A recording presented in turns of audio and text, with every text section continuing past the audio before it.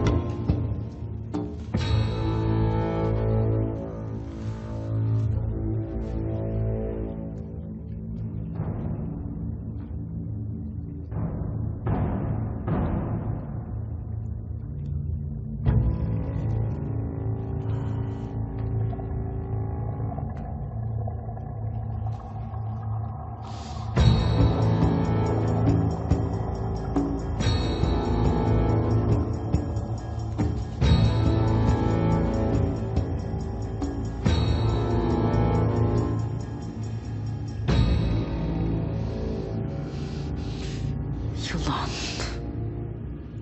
sakın ilişme bana. Yeminle gebertirim seni.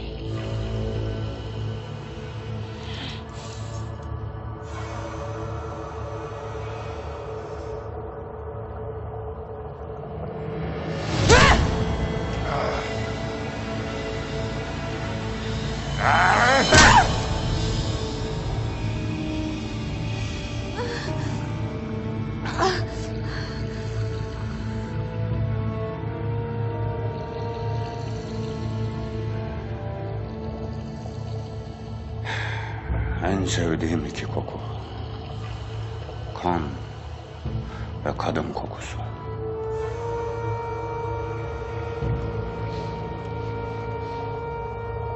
Noyan.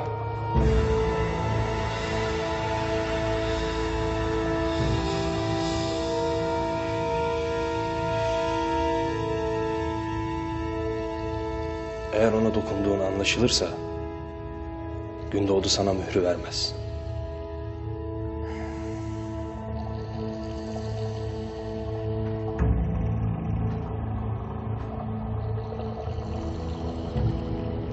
Sana şimdi kıymayacağım.